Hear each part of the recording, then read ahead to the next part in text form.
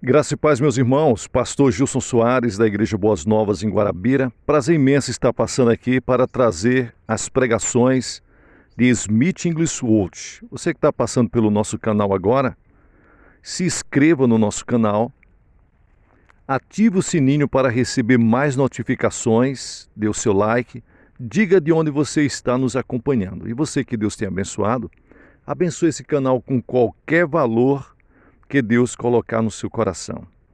Embaixo tem como você fazer isso através do número da conta e através da chave Pix. Que Deus abençoe a todos os colaboradores, ofertantes e dizimistas, em nome de Jesus.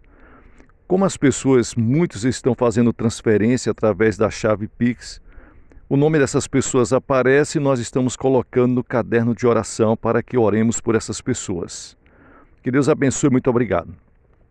Essa mensagem ela foi pregada no ano de 1928, no dia 21 de abril, em Springfield. Essa mensagem ela tem como foco Atos capítulo 26, com o tema A visão de Paulo e o batismo com o Espírito Santo. Nós precisamos despertar uns nos outros um zelo mais santo do que o que já possuímos. Nenhum homem pode suprir a necessidade a não ser aquele que está repleto de Deus. Ele nos prometeu preencher-nos. Você pode estar cheio do tremendo poder de Deus, mas de certa forma não perceber que é usado por um poder diferente do seu, que o impede de se exibir. Assim como o sol, com sua grande energia, permite certos recursos, creio que o poder de Deus na alma do ser humano é capaz de fazer coisas que de outra forma nunca seriam realizadas, desde que exercitamos a fé viva. Disse o apóstolo Paulo: pelo que, ó rei Agripa, não fui desobediente para a visão celestial. Atos 26 e o versículo 19. Quero falar sobre o Pentecostes, a plenitude do Espírito e o que Deus é capaz de fazer com qualquer homem que se rende a Ele. Paulo é o nosso exemplo de alguém sujeito a Deus. Pelo que, ó rei Agripa, não fui desobediente à visão celestial. Paulo, um homem tocado, chamado e convertido a Deus. Se você ler o capítulo 26 do livro de Atos, verá que Paulo testemunhou sobre sua conversão, relatando a ordem para ele ir até os gentios, a fim de tirá-los das trevas, levá-los para a luz e resgatá-los do poder de Satanás para Deus. Assevera que ele não foi desobediente para a visão celestial. Em Atos capítulo 9, lemos que depois dessa visão, Paulo ficou cego durante 3 dias. Creio que naquele período ele foi levado a um estado de quebrantamento diante de Deus e ele o tomou. É uma maravilha quando Deus se apossa de alguém. Não se é muito bom para coisa alguma até que Deus o tome. Quando isso acontece, a pessoa é libertada, fica livre, mas age de acordo com a vontade do Senhor. Quando isso acontece, ela está vivendo no Espírito. E o que vale a pena será realizado sempre. Creio que naqueles 3 dias, Paulo tenha sido levado ao choro, à contrição, ao enternecimento de coração para a redição. Quando somos levados a um lugar de arrependimento real, de quebrantamento, é possível ter o reflexo da imagem de Deus estampada em nós. Então, a água da vida começa a nos encher. Ao abrirmos-nos para as correntes do Espírito, que vêm através do batismo no Espírito Santo, descobrimos que Deus fertiliza não apenas a nossa vida, mas de muitos outros. Ninguém é capaz de dizer o que um rio pode fazer, se ele estiver fluindo de Deus. O rio descrito por Ezequiel é cada vez mais profundo e leva para a abundância de vida por onde passa. Assim é a vida no Espírito Santo. Deus está nos chamando para um mundo de oportunidades. Sim, senhoras e senhores, de muitas oportunidades. Uma vida no Espírito Santo não condiz com o egoísmo. Lembre-se de que o nosso Senhor Jesus Cristo, depois do batismo, foi cheio do Espírito Santo e, sendo tentado pelo diabo, recusou-se a fazer pão para si mesmo, como fora sugerido por Satanás. Vencida essa tentação, Jesus foi capaz de fazer pão para milhares de pessoas. Quando me recuso a viver para os meus próprios interesses, então Deus faz algo por mim. E pela sua graça, eu alegremente posso fazer tudo o que Ele quiser. Em seu desespero e quebrantamento, Paulo clamou: Senhor, que queres que faça? Aquele grito alcançou o céu. Paulo dirigiu-se a um novo homem que tinha o mesmo fogo e zelo de seu mestre. Ananias impôs as mãos sobre Paulo e orou a fim de que sua vista fosse restaurada e ele fosse batizado no Espírito Santo. Com aquelas palavras de poder proferidas por Ananias, a glória celestial manifestou-se na vida de Paulo. Aquele dia foi para Paulo o início de uma vida no Espírito. No testemunho de Paulo fica evidente que Deus lhes deu uma visão, a qual ele não foi desobediente. Sempre deve haver uma visão no batismo com o Espírito Santo. Certifique-se de que ter esta visão do plano e do propósito de Deus para a sua vida é o seu mais impetuoso e intento e glorioso alvo para a sua vida. Mas ela não será tão boa se não a tornarmos-nos real, ao reivindicá-la e fazê-la nossa. O propósito da nossa vida é realizar o que o Espírito nos revelou na visão. Muitas pessoas são desprovidas de poder porque não guardam a visão dada por Deus. Não deixam que o fogo continue a queimar. Deve haver um fogo contínuo no altar. O poder do Espírito Santo em um homem deve ser uma força crescente. Quando Ezequiel teve a visão daquele rio que saía do lado sul do altar, o rio não ficou cada vez mais estreito, mais minguado. Mas a Bíblia diz que ele ficou cada vez mais largo, mais profundo. Assim é o plano de Deus sempre. O Senhor nunca tem um projeto que regride.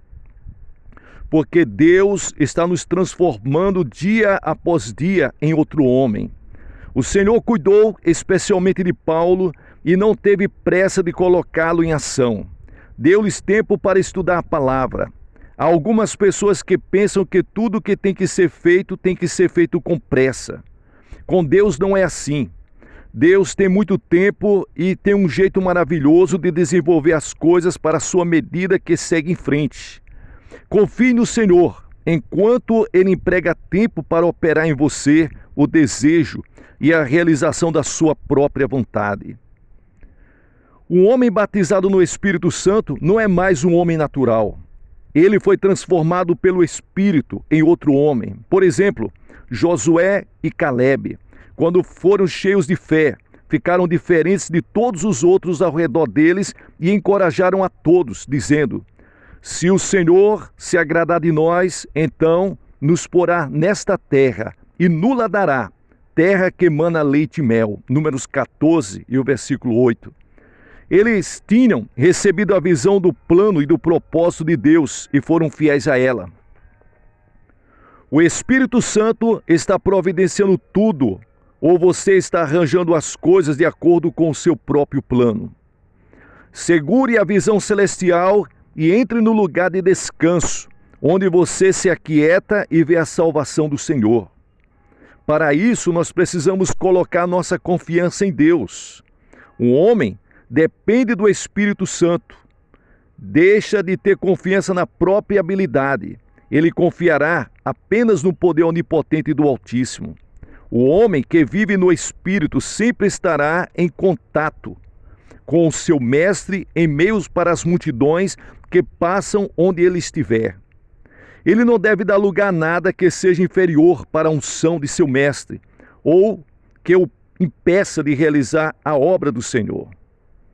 Se estiver cheio do Espírito Santo, você desejará o alimento espiritual que se encontra na palavra de Deus e não usará outros recursos a não ser os recursos celestiais.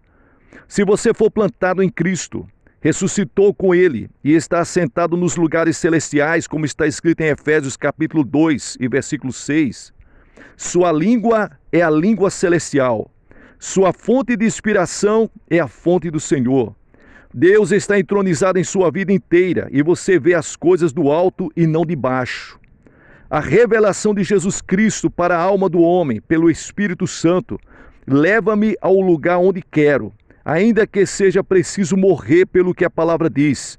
Os 3 jovens hebreus disseram ao rei: não necessitamos de te responder sobre esse negócio, Daniel capítulo 3, versículo 16.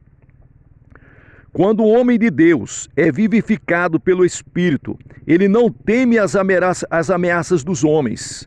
A fornalha aquecida 7 vezes não representa o fim para o homem que ouviu a voz de Deus. A cova dos leões não amedronta. O homem que abre seus horizontes e fala com o Pai, esse homem está seguro. As pessoas que vivem na unção do Espírito são tiradas do mundo, são guardadas do mundo, sem terem poluídos as suas mentes pelas coisas carnais e passageiras desta vida. Sim, meus amados, o desejo de Deus é que vocês sejam guardados enquanto vocês estão nesse mundo, porque vocês estão nesse mundo, mas não são deste mundo. Deus tem uma vida de revelação para cada um que coloca a sua vida diante de Deus. O Senhor disse a Paulo: porque te apareci por isto, para te pôr por ministro e testemunha tanto das coisas que tens visto, como daquelas pelas quais te aparecerei ainda. Atos capítulo 16, capítulo 26 e o versículo 26. Paulo recebeu uma visão na medida que podia. Então, o Senhor disse: havia ainda outras coisas pelas quais ainda apareceria Paulo. Jesus apareceu depois disto? Certamente que sim. Em outra ocasião, em Gálatas capítulo 1, versículos 15 ao 16, Paulo disse: mas quando aprove a Deus que desde o ventre de minha mãe me separou e me chamou pela sua graça, revelar seu Filho em mim, para que o pregasse entre os gentios, não consultei carne e nem sangue. Não há quem seja revestido com o Espírito, pegue o fogo e o zelo do Mestre muitas vezes por dia, e não deixe de confiar no braço da carne, que o afasta do poder de Deus. Se você tem uma direção de Deus, se você tem um chamado de Deus, e você anda com Deus, cuidado com as direções carnais, porque Deus, ele se revela através do seu santo e glorioso Espírito. Muitas pessoas perderam a glória de Deus porque foram sobrepujados pelo homem natural. Se vamos realizar pelo Espírito as coisas que Deus nos propôs, nunca devemos voltar para a carne. Se somos cheios do Espírito, Deus nos levou a um relacionamento com Ele. Agora o Senhor é tudo em nós. Neemias se apresentou diante do rei, e quando este viu sua fisionomia triste, perguntou: que me pedes agora? Neemias capítulo 2 e o versículo 4. Neemias imediatamente se comunicou com Deus. Veja, enquanto ele estava ali, na presença do rei, olhando para o rei, a sua mente estava voltada para Deus. Neemias estava em comunicação com Deus. Se mantivermos uma comunhão contínua com o Senhor, estaremos prontos para qualquer emergência, meus amados. Seja uma pessoa que está faminto pela visão, ávido pela visão. Quando Paulo pregava aos santos em Troade, em Atos capítulo 20, a glória santa, radiante, que enchia a sua alma era tão grande que as pessoas se tornavam ávidas por ela, de tal forma que até a meia-noite elas bebiam da fonte da vida. Enquanto os rios de água viva jorravam dele, um jovem caiu do 3º andar. Paulo desceu, abraçou-o. A vida do Senhor dada a Paulo foi passada para o jovem, e ele voltou para a vida. Sempre havia um recurso para as emergências, um bendito santo recurso dado por Deus.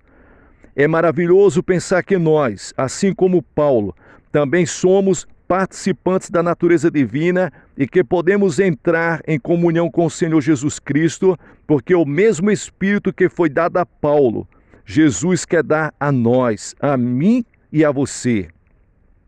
Para isso, nós precisamos começar a separar tempo para viver em comunhão com Deus.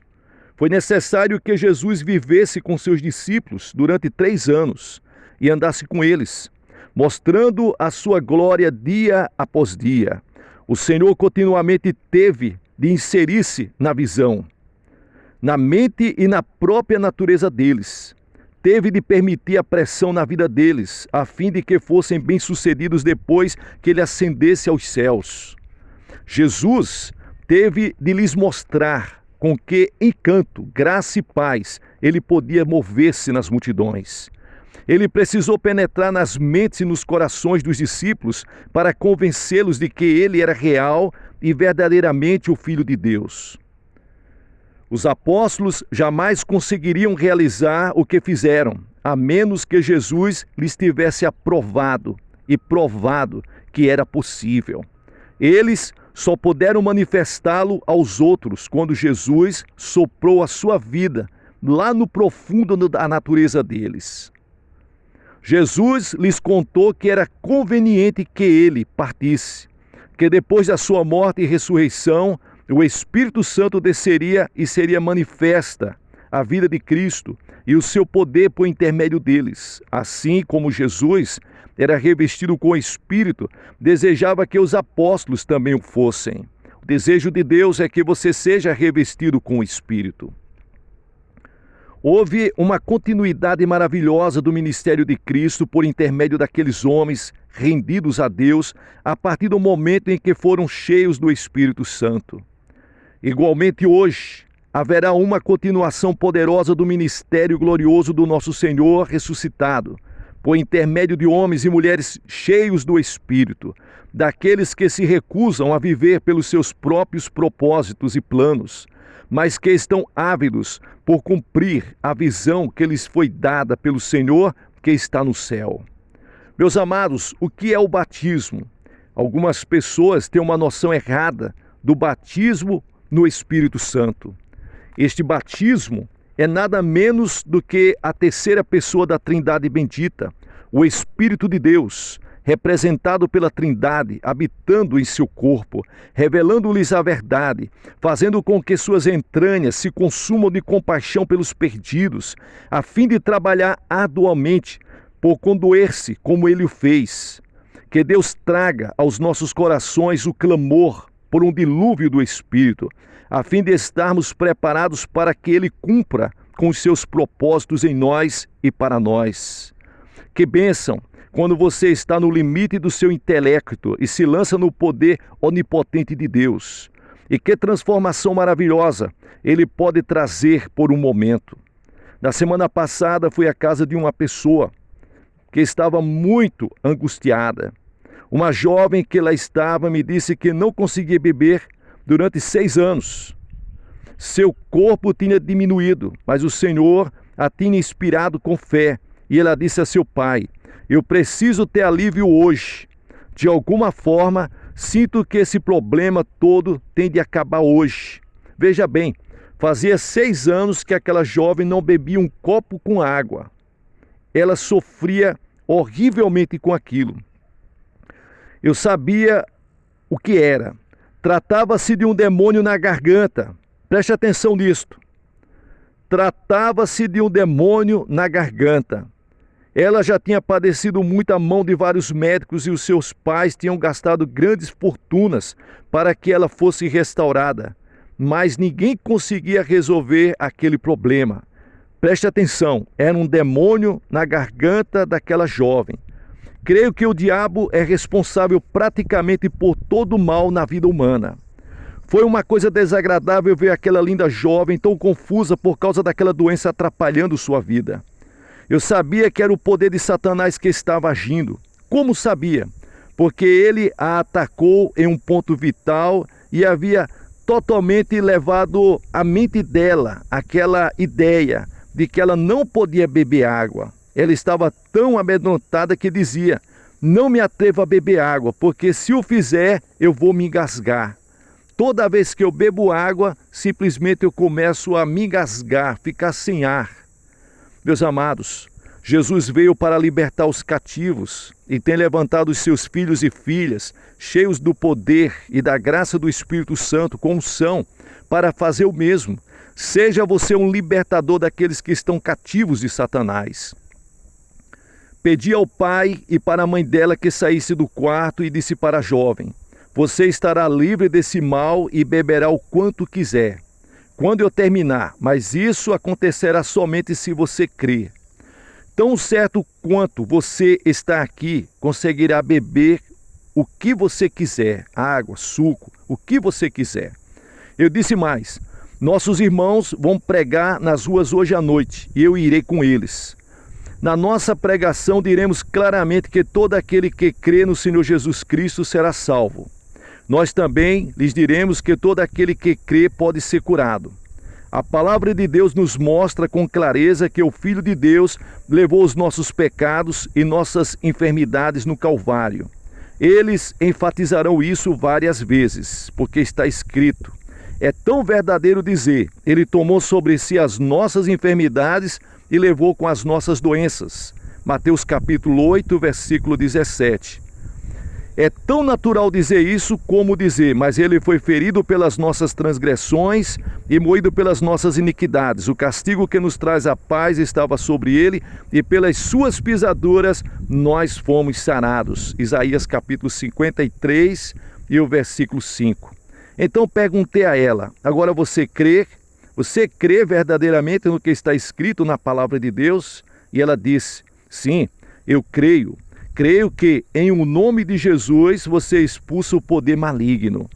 Ah, meus irmãos, eu impus as mãos sobre ela em o nome de Jesus e disse: está feito.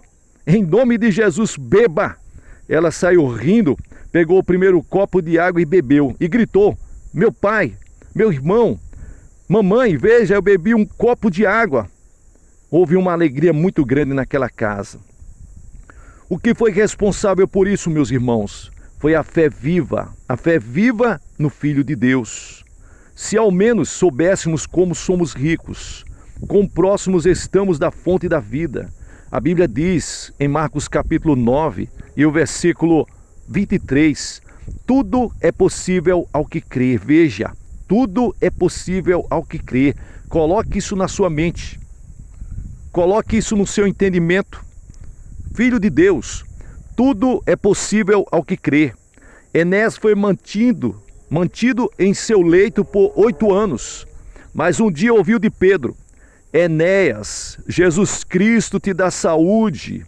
Levanta-te e faz a tua cama. E logo ele se levantou. Atos capítulo 9 e o versículo 34. Ele se levantou imediatamente. Eu pergunto a você: o que aconteceu? Sua vida foi revestida com o Espírito, meus amados. Deus tem um ministério ampliado, grande, profícuo, um ministério próspero para você, se você crê. Quando fui batizado com o Espírito Santo, passei pela revelação de uma nova fase da minha vida. Regozijei-me e me alegrei com o fato. E outros se regozijaram e se alegraram comigo. Mas no momento em que alcancei aquilo, Deus estava pronto com outro ministério para mim. Jesus disse: se você me honrar, eu honrarei você mais e mais ainda. O que fizer para Deus aqui, saiba que Ele está preparando algo maior para você. Você não precisa falar constantemente sobre como será na glória. O principal é perceber hoje uma manifestação do poder de Deus mais profunda do que ontem em sua vida. E ter mais clareza hoje em sua mente sobre o Espírito do que tinha no dia anterior. Que nada se interponha entre você e Deus, que venha obscurecer a sua mente.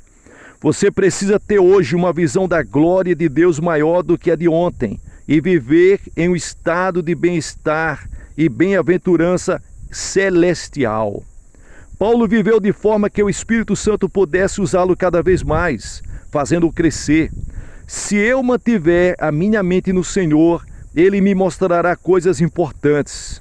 Se eu andar obediente a Deus e mantiver meu coração puro, limpo, santo e correto, Ele sempre me elevará cada vez mais além do que eu espero ou possa pensar. Por isso, meus amados, como está escrito em Romanos capítulo 12, versículo 1, devemos apresentar os nossos corpos a Deus porque o nosso corpo é o templo do Espírito Santo. Paulo, ele discorre acerca de um certo lugar a ser alcançado pelo cristão. Ele fala de um altar sobre o qual se inclinava após experimentar as misericórdias do Senhor.